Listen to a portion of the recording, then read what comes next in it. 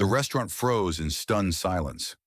A crisp stack of bills, $47.83, hit the trash bin with a dull thud, landing among coffee grounds and rotting lettuce. Karen Whitfield, the manager of Pinnacle Bistro, wiped her fingers like the money carried disease. Her voice sliced through the air. "Keep the change, boy. Maybe buy yourself something that doesn't scream homeless shelter." Gas erupted. Forks clattered onto plates. A college student's phone camera blinked red from the corner booth. Already streaming live. Across the counter, David Harris didn't move. His jaw tightened, his leather portfolio pressed against his ribs. No one in the room knew it yet, but the man being humiliated like trash in public held the power to destroy everything Karen thought she controlled. The restaurant froze in stunned silence. A crisp stack of bills, 40 cent dollars. 83 hit the trash bin with a dull thud, landing among coffee grounds and rotting lettuce. Karen Whitfield, the manager of Pinnacle Bistro, wiped her fingers like the money carried disease. Her voice sliced through the air. "Keep the change, boy. Maybe buy yourself something that doesn't scream homeless shelter." Gas erupted. Forks clattered onto plates. A college student's phone camera blinked red from the corner booth. Already streaming live. Across the counter, David Harris didn't move. His jaw tightened, his leather portfolio pressed against his ribs. No one in the room knew it yet, but the man being humiliated like trash in public held the power to destroy everything Karen thought she controlled. The room smelled of roasted coffee beans and melted butter from the croissants, but the tension suffocated that warmth. People sat frozen, staring, unable to believe they had just witnessed money literally being thrown away in front of a paying customer. Karen smirked like she had scored a victory. She picked up a can of disinfectant spray, misted the polished marble counter where David had set down the bills, and wiped it clean as though his very touch contaminated her world. The hiss of the spray echoed in the awkward silence. Her chin tilted upward, lips curled in disdain. "We maintain standards here," she announced loudly, making sure every ear caught her words. David, 34 years old, stood frozen, his posture dignified but rigid, as if every muscle in his body resisted the urge to react. He wore a button-down shirt that had seen a few too many washes, a pair of slacks with faint creases, and shoes scuffed at the edges. He didn't look poor, but he didn't look wealthy either. He looked ordinary, too ordinary for Karen's taste.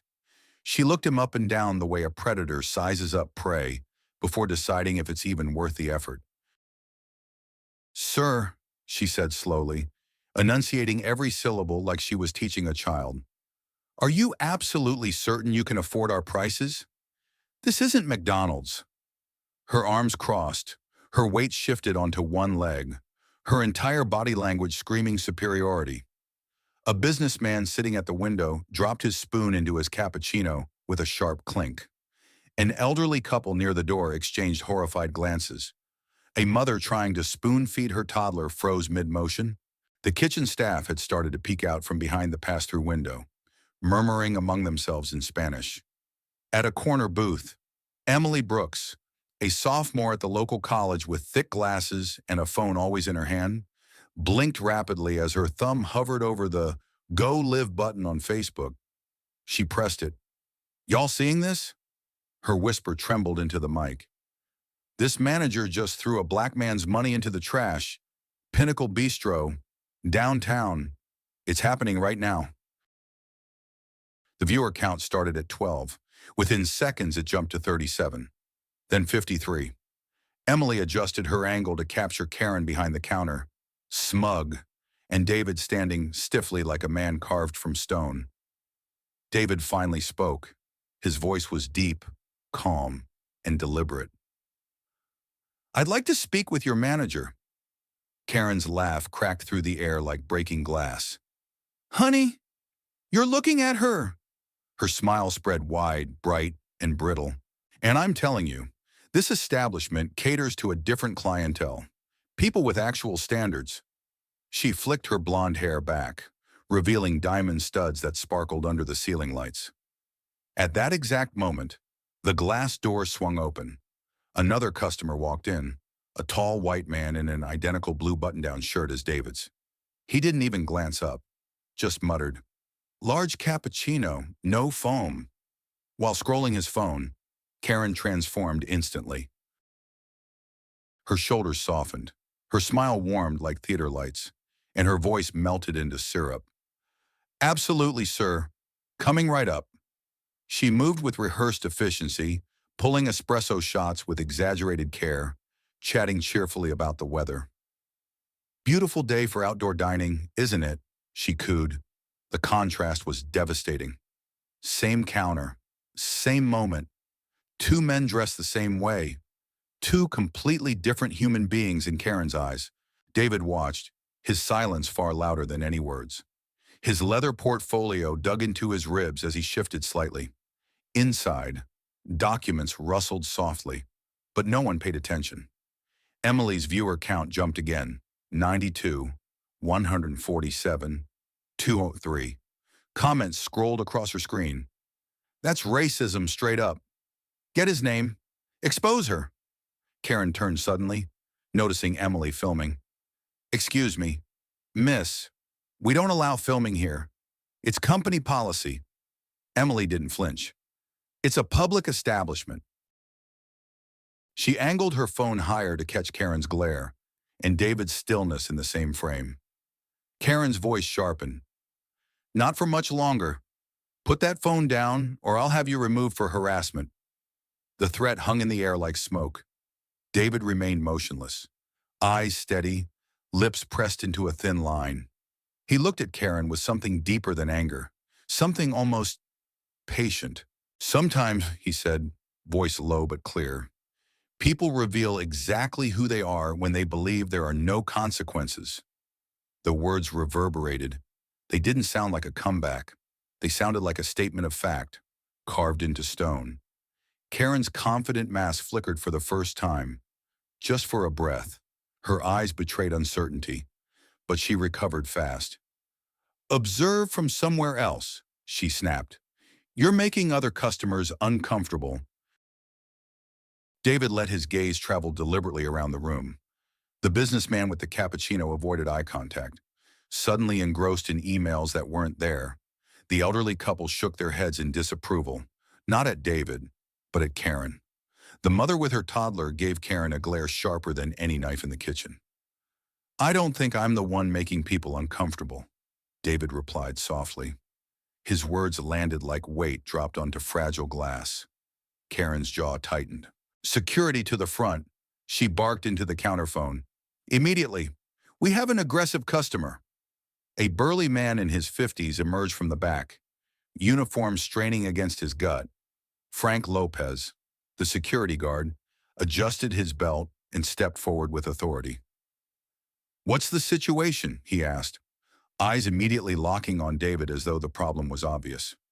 Karen's story rolled off her tongue smoothly. Well practiced. "This individual has been harassing staff, refusing to leave, making everyone uncomfortable for over 15 minutes. Frank nodded, already convinced. "Sir, I'm going to have to ask you to exit the premises immediately." David's eyebrow arched. "For standing quietly and attempting to file a complaint?" Karen cut him off, raising her voice for everyone to hear. "For trespassing after being asked to leave private property." Emily's livestream viewer count ticked past 400. Comments poured in. "This is insane. Somebody call corporate. Pinnacle Bistro Racism." The hashtag began spreading like wildfire. David didn't raise his voice. He didn't argue. He simply looked at Frank and asked, "On what legal grounds?" The precision in his tone startled the guard.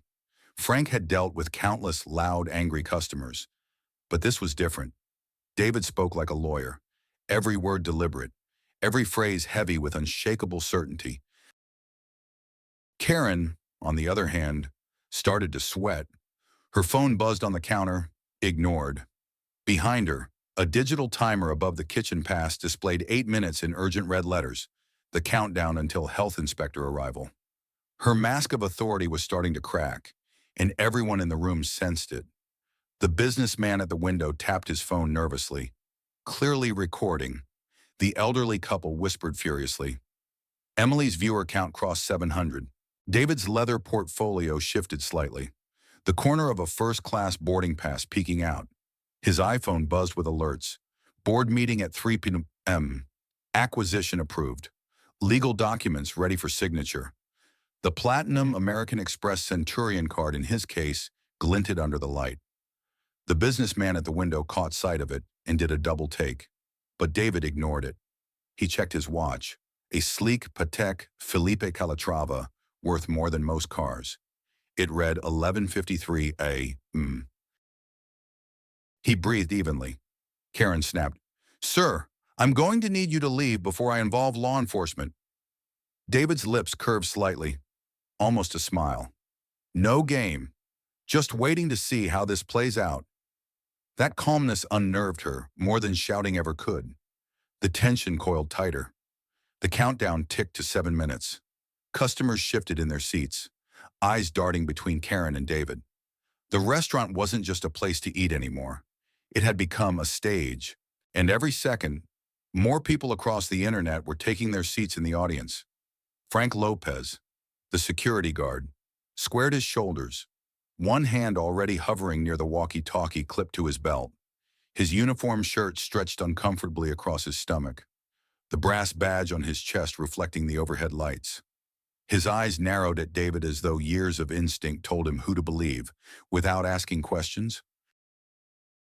Karen's voice sharpened, pitched loud enough for every customer to hear. "You've been loitering for over 15 minutes. Sir, you're intimidating my staff and disrupting our service." She enunciated my staff with a heavy emphasis, as though to remind everyone she was in charge, that this was her territory, her rules. David didn't move. He stood perfectly still, his expression unreadable, posture steady. If anything, his calmness made the accusation of aggressive behavior look absurd. "I've been standing here quietly, waiting for basic courtesy," he replied, his tone so level it carried more authority than shouting ever could. The businessman by the window coughed uncomfortably. His phone, still angled discreetly, captured everything. The elderly couple shook their heads in disapproval. Emily Brooks' live stream climbed to 100 viewers, comments flooding in faster than she could keep up. "This is blatant discrimination. Somebody tagged the news stations. He's so calm, she looks crazy." The hashtag Pinnacle Bistro Racism began trending in real time, the viewer counter spinning upward like a slot machine. Karen felt the shift in the room, but doubled down. She grabbed the black landline phone behind the counter and dialed theatrically, making sure the performance was visible to every customer and every camera. "Security to the front counter immediately. We have an aggressive customer situation requiring immediate intervention." She slammed the receiver down with unnecessary force, satisfied with the effect. Frank stepped forward, his boots thudding against the polished floor. His voice came rehearsed, authoritative, but tinged with a slight hesitation. "Sir, I'm going to ask you once more. Please leave the premises. If you refuse, I'll have to call law enforcement." David tilted his head slightly, as though considering whether to answer a child's riddle. His portfolio remained pressed against his ribs, the zipper gleaming under the fluorescent lights. "For standing quietly?" he asked. His eyes flicked toward the health inspection countdown above the kitchen pass. It now read 6 minutes and 12 seconds. Glowing red. The urgency pulsed across the room like a silent metronome. Karen's patience snapped. "You're not a customer," she snapped, though the cooling paper coffee cup sitting on the counter with David's name scrawled in marker betrayed her lie. "You're a disruption. My responsibility is to protect the comfort of paying guests." The words "paying guests" hung heavy. Everyone in the restaurant had seen her throw his payment into the trash.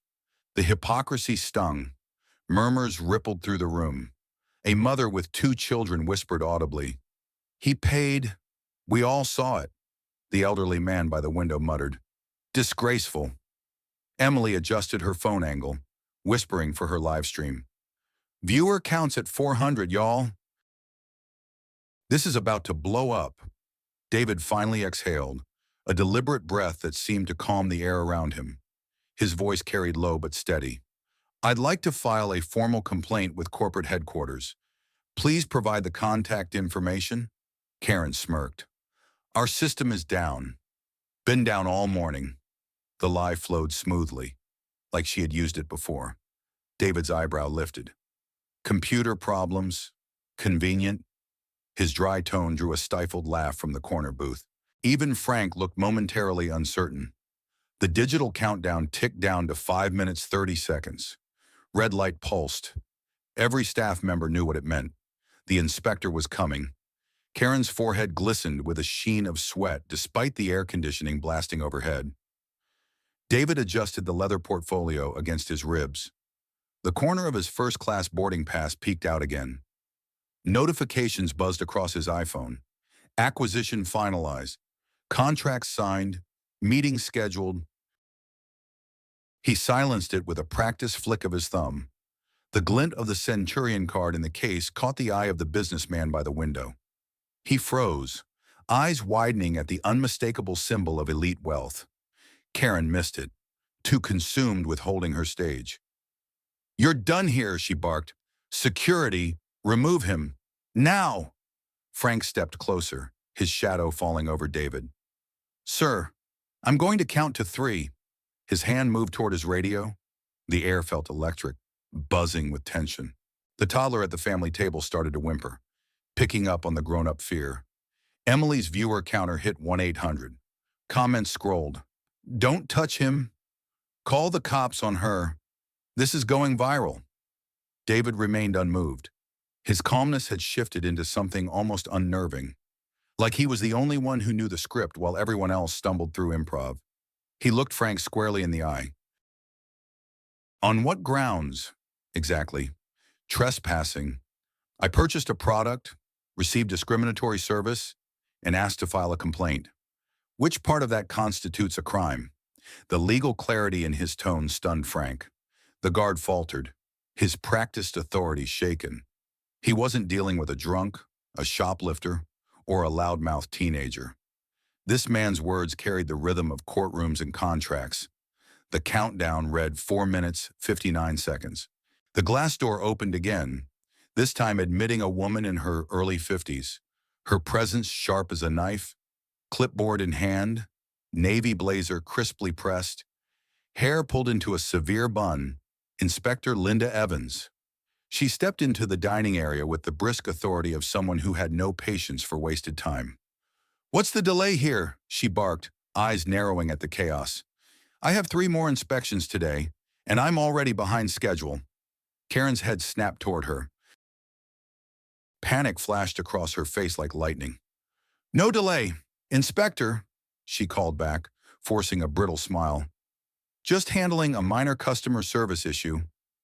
Handle it faster, Linda said curtly, flipping a page on her clipboard. Every minute of disruption costs you points. I start docking scores for operational inefficiency. The threat landed like a thunderclap. A conditional pass could ruin everything. Profit margins, corporate bonuses, Karen's career. Her throat went dry. David watched her with unreadable eyes. His voice slipped into the moment like a blade through silk. Seems like poor timing. Shut up, Karen hissed before catching herself. The mask slipped again. She quickly pasted on a brittle smile for the inspector. David tilted his head. What misunderstanding, exactly? That you threw my money in the trash? Wiped down the counter like I was disease? Served him in a porcelain cup and me in paper, despite the same order? In front of every witness here? His hand gestured to the room. Every face confirmed his account. Silent jurors in an impromptu trial. Emily's livestream counter hit 2,200. Comments. Holy, this guy is a lawyer. Expose her. This is systemic. Karen's skin turned pale.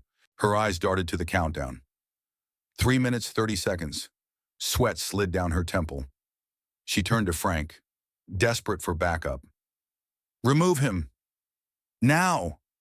Frank's jaw tightened. His eyes flicked from Karen's desperate face to David's steady gaze, then to Inspector Evans, scribbling furiously on her clipboard. His gut told him he was on the wrong side of this one, but his job was on the line. The air thickened. Customers leaned forward in their seats. The toddler whimpered louder. The espresso machine hissed like a snake ready to strike. David adjusted his stance slightly, portfolio shifting with him. The faint metallic sound of the zipper seemed to echo unnaturally loud, as though the entire room was waiting for it to open. "Don't!" Frank barked sharply, his hand snapping toward his radio. "Step away from the bag." David's voice remained unshaken. "Just retrieving identification." His fingers lingered on the zipper pull, each movement deliberate, calculated to stretch the tension. Emily whispered into her phone, "Oh my God, guys, something's about to happen."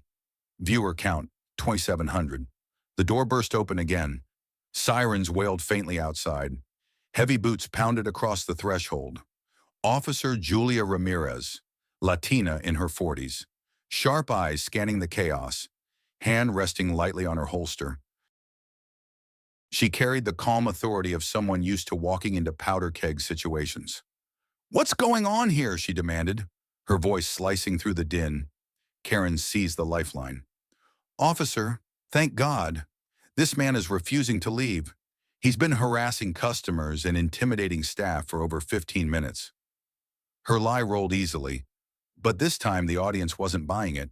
The elderly woman by the door stood abruptly, her voice quivering but firm. "That's not true. We saw everything. He paid," and she threw his money in the trash. Officer Ramirez's sharp eyes narrowed. She scanned the faces around the room, saw the nods of confirmation, the phones recording, the live stream still running. She turned to David. "Sir, may I see some ID?" The countdown ticked to 2 minutes 15 seconds. David's hand rested calmly on the zipper of his portfolio. He nodded once. "Of course, officer." He pulled the zipper slowly, the metallic whisper slicing the silence. Every eye in the room tracking the motion like prey watching a predator. Inside that bag lay the truth, coiled and waiting. The zipper's slow rasp cut through the silence like a blade, each tooth separating with metallic finality.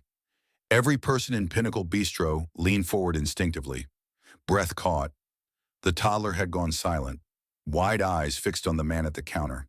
Even the espresso machine hissed into stillness, as if it too were waiting. David Harris moved with deliberate precision, his calmness unnerving. He reached into the leather portfolio and withdrew a single card. Pristine white, heavy cardstock, embossed gold lettering. He set it gently on the marble counter between himself and Karen Whitfield, like a poker player laying down a royal flush. Karen's eyes flicked downward. For a moment, she didn't understand. Then the words burned into her vision. David Harris, CEO, Harris Hospitality Solutions. Beneath, in smaller type, specializing in restaurant acquisitions and operational restructuring. Her face drained of color, white to gray to something faintly green. She blinked rapidly, as though hoping the words would change if she looked again. They didn't. Frank Lopez squinted over her shoulder, trying to make sense of it. "Hospitality. Solutions?" he muttered. Confusion etched across his face. David's voice slid into the stunned silence, calm and even. "We acquire underperforming restaurant properties, turn them around. Sometimes that involves significant staffing changes." His gaze rested squarely on Karen, eyes unreadable. The businessman at the corner table let out a low whistle. Emily's live stream viewer count spiked 300 and climbing fast. Comments exploded across the feed. "Wait, he owns the place. Plot twist of the century. Karen's done." Karen's throat worked, but no sound came out. She opened her mouth once, twice, like a fish drowning in open air. "That's impossible. You're nobody. You're just some guy who couldn't even afford coffee." David regarded her evenly, as though observing a child's tantrum. He didn't raise his voice. He didn't gloat. His calmness was heavier than any shouting could have been. The glass door opened again. A tall man in a tailored charcoal suit stepped inside. His presence was magnetic, the kind that turned heads without effort. Thomas Green, regional director of the Metro Restaurant Association, scanned the room with sharp eyes. He was supposed to be here for a routine meeting, but instead he walked straight into chaos. "Excuse me," he said, his voice carrying the effortless authority of someone used to immediate answers. "Is this Pinnacle Bistro?" Karen nearly collapsed with relief. Finally, someone important, someone who might salvage this disaster. She plastered on a bright smile, ignoring the sweat streaking her temples. "Yes, sir. Welcome. How can we help you today?" Green's gaze swept the room, security guard tense, police officer taking notes, customers whispering, college student live streaming. His eyes landed on David, then on the business card glinting on the marble counter. His brows lifted slightly. "I was supposed to meet someone here about a potential multi-million-dollar partnership opportunity. Is this your normal operating procedure?" His voice was cold, precise. Karen faltered. "No, sir, of course not. This is just a minor situation we're handling." "It doesn't look minor," Green said flatly. His eyes narrowed at the trembling manager. "It looks like blatant discriminatory behavior being live-streamed to thousands of viewers, possibly tens of thousands by the time this spreads." Emily's phone buzzed furiously. Viewer count 3,600. Comments scrolling faster than she could read. "Oh my God, he's her boss. This is history in the making." Oh, hospitality, revolution. Karen swayed slightly, knees threatening to buckle. Her entire career teetered at the edge of collapse. Officer Julia Ramirez stepped closer, professional curiosity sharpening. "Sir," she said to David, "may I confirm your identity?" David reached back into the portfolio, movements slow and unhurried. This time, he withdrew a thick leather-bound folder. The top page bore the bold header in navy blue and gold. Pinnacle Restaurant Group, Asset Acquisition Agreement. Karen's eyes locked on the document, reading the numbers despite herself. Her knees nearly gave way. 2.3 million. The purchase finalized. Date, that morning. David's voice remained calm, almost conversational. "The closing was this morning, 9:47 m. to be precise. As of now, I am the sole owner of Pinnacle Bistro and all its assets." The restaurant erupted in shocked gasps. Customers leaned toward one another, whispering furiously. Emily's live stream counter rocketed past 4,200. Frank Lopez stepped back, hands dropping from his belt. His authority evaporated like mist in sunlight. "You're the owner?" His voice cracked, disbelief wrestling with embarrassment. David nodded once. "Correct." He placed the acquisition papers on the counter with deliberate care, as if laying evidence before a jury. Karen's world spun. Everything she thought she knew tilted violently. The man she had mocked, humiliated, stripped of dignity in front of her staff and customers, was not only not powerless, he was the most powerful person in the room. Her lips parted. A broken whisper slipped out. "No, this can't be." David's eyes met hers. His voice was soft but sharp as a blade. "It is." Inspector Linda Evans emerged from the kitchen, her clipboard thick with violation notices. Her expression was thunderous. "Miss Whitfield," she said coldly, "Pinnacle Bistro receives a conditional pass pending immediate remediation of 14 separate health code violations. You have 72 hours to address these issues or face mandatory closure proceedings." 14? Karen croaked. Her voice cracked like brittle glass. 14, Evans repeated, flipping through her notes. Staff hygiene protocols, food storage temperatures, cross-contamination risks. Shall I continue? Karen's knees buckled. She gripped the counter for support. Her skin looked gray under the fluorescent lights. David adjusted his watch, the sleek Patek Philippe glinting under the light.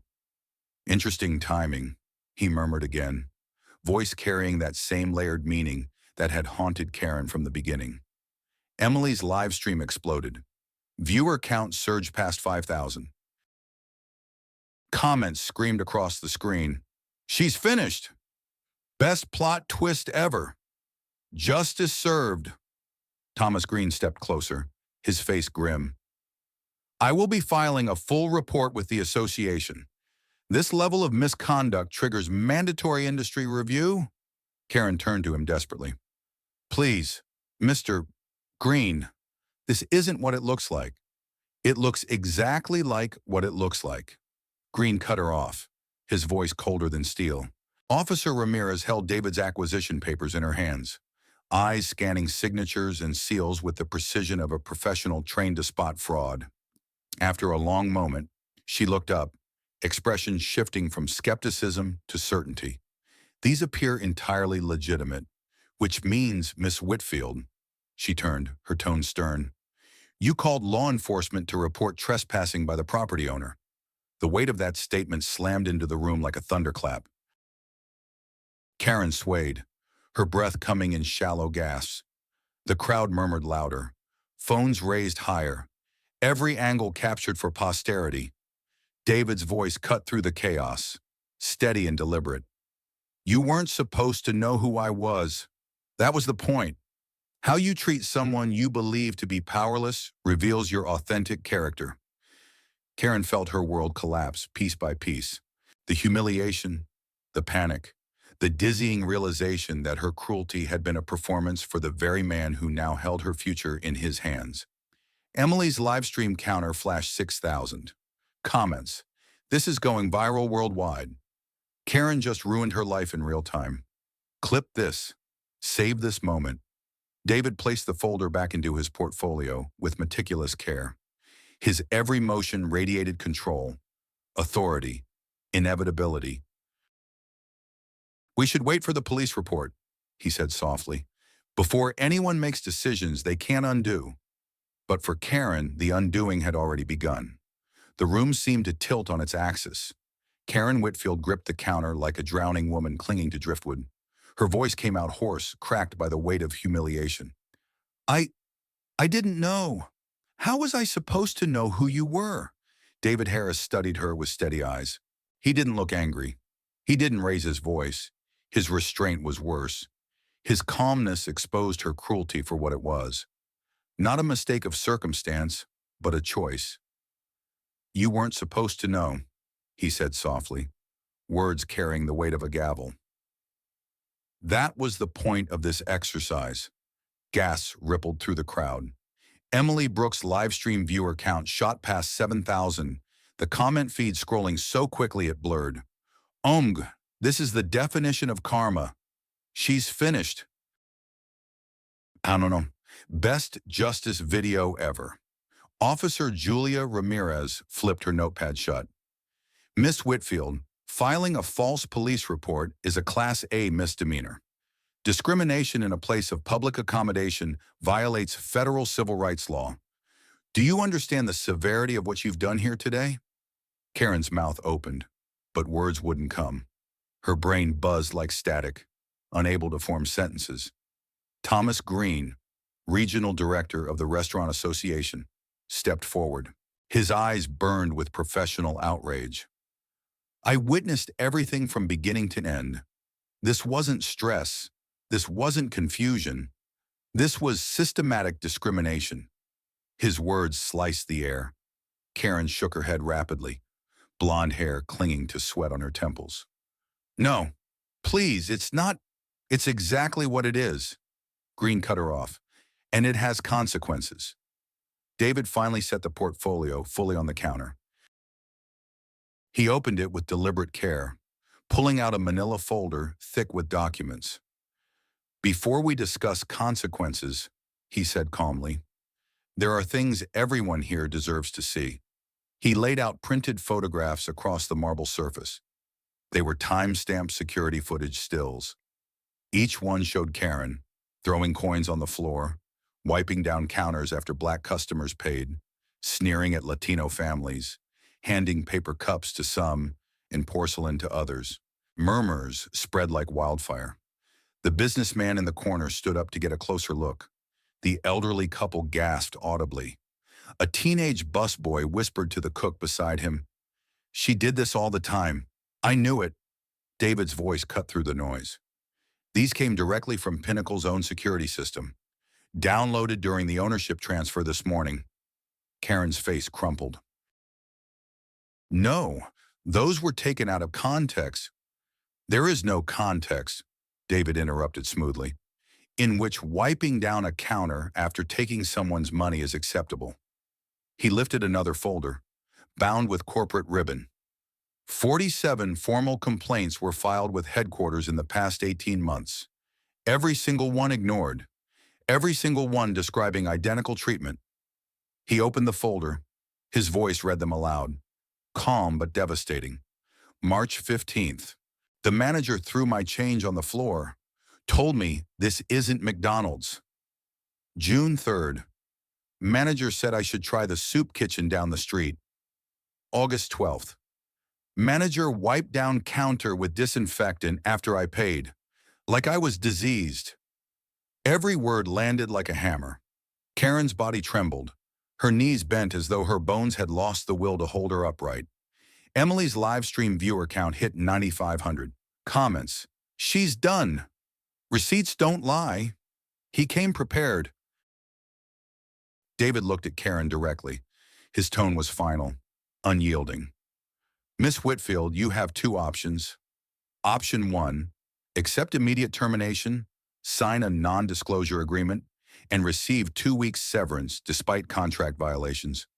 Option 2, face public civil rights lawsuit, federal discrimination charges, and corporate investigation that will be public record." Karen swayed, her breath ragged. Hope flickered for half a second. 2 weeks severance. I'll... David held up his hand, stopping her cold. "Not yet. First, you owe someone an apology." Her stomach dropped. He gestured toward the trash bin, where her hand had tossed his $47.83 nearly an hour ago. The stained bills and greasy coins still lay buried under coffee grounds and lettuce scraps. "Retrieve my money," David said, his voice carrying across the silent restaurant. "All of it. Then apologize to everyone who witnessed your behavior." Chirurana. The silence shattered. Gasps erupted. Customers leaned forward. Phones zoomed in. Emily whispered into her live stream, "Oh my God, he's making her dig it out." Karen froze, eyes darting wildly as though searching for escape. Her pride, her authority, her image, all demanded she refuse. But her job, her freedom, her very survival demanded compliance. Her chest heaved, slowly, mechanically. She bent her knees, lowering herself behind the counter. The smell hit her first. Rancid coffee, sour milk, rotting vegetables. She gagged as she dug her manicured hands into the sticky garbage. Grease smeared across her wrists. She pulled out crumpled bills stained with grounds, quarters clinging with food residue. Customers whispered harshly. Phones recorded. Her hands shook as she laid the dirty money on the counter. I'm sorry," she whispered, voice too soft. David's tone was cold steel. "Louder, so everyone can hear." Karen's throat closed, but she forced the words out. "I'm sorry," she said louder, voice cracking. "I was wrong. I treated you terribly, and I'm sorry." The room exploded, not in jeers but in applause. Customers clapped. Some stood. Even Inspector Evans nodded approvingly. Emily's viewer count hit 12,000. Comments: "This is legendary." Apology not accepted. Best justice arc ever. David calmly placed the filthy bills into his wallet. His face didn't soften. "Apology acknowledged," he said evenly, "but not accepted. Some actions have consequences that sorry cannot repair." He slid the termination agreement across the counter. Karen's trembling hand scrawled her signature. Her badge, once a symbol of authority, now felt like a scarlet letter pinned to her chest.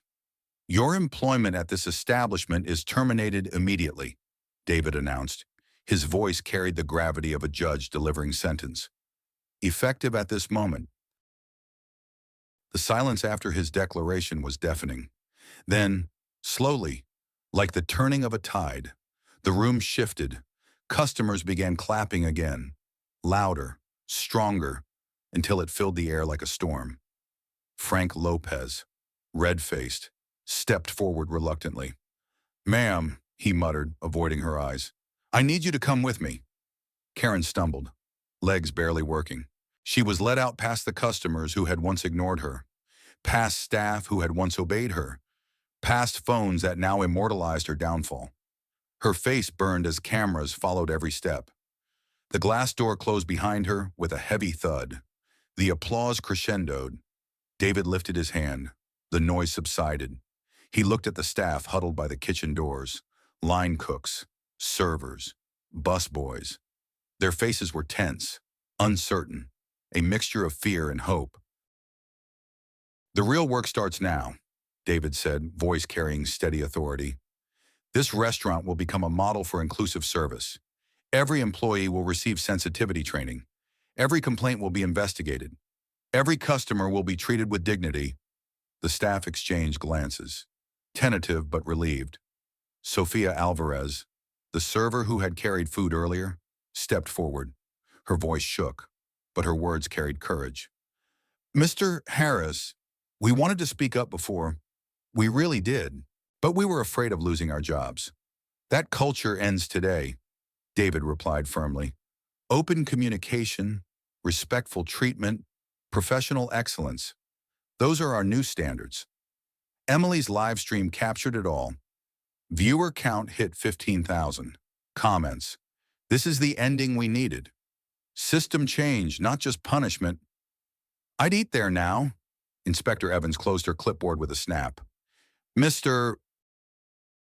Harris, if you implement even half of what you just promised, this restaurant will exceed industry standards within 60 days. Thomas Green nodded slowly. "Mr. Harris, I intend to use Pinnacle Bistro as a case study. The industry needs to see what accountability looks like." David inclined his head respectfully. "Then let's make it worth their attention." The applause started again, softer this time.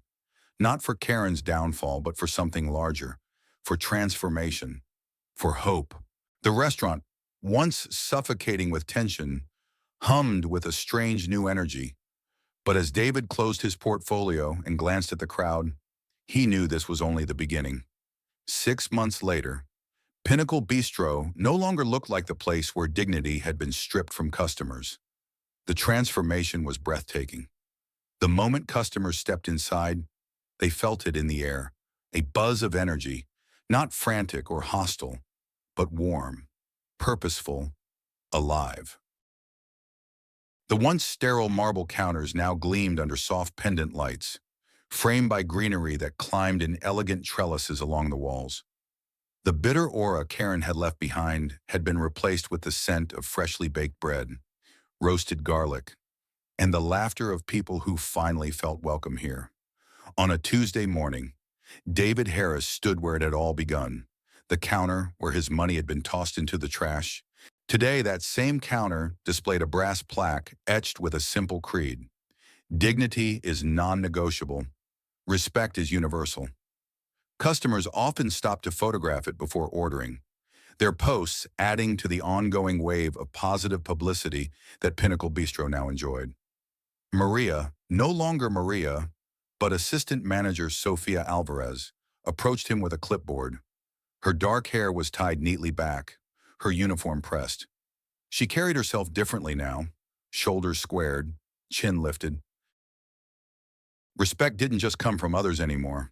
It radiated from within. "Monthly performance report, sir," she said, her voice steady with quiet pride. "Customer satisfaction up 89%. Revenue increased 34% this quarter.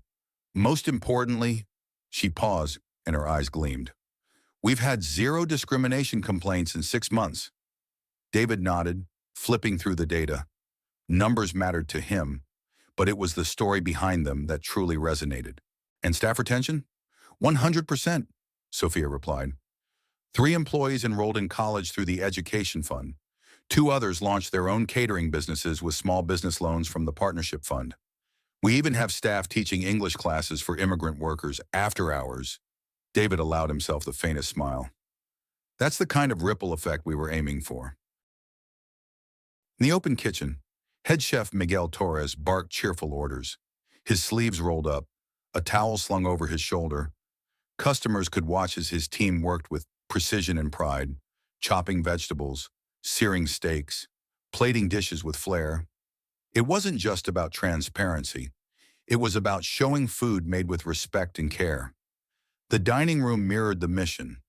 A group of Black professionals shared a table with 2 Asian graduate students. At another, a Latino family celebrated a birthday, while a white elderly couple clinked wine glasses. Community seating encouraged strangers to interact.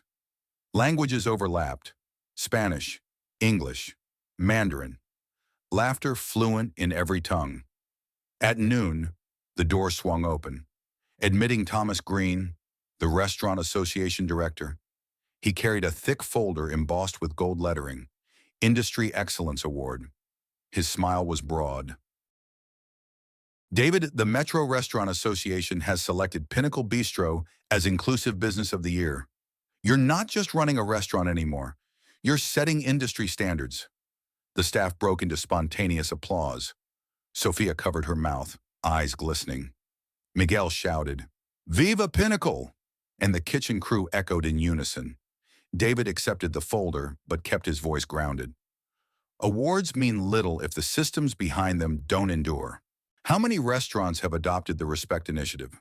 47 across 3 states, Green said proudly. And 200 more downloaded the Pinnacle Promise app.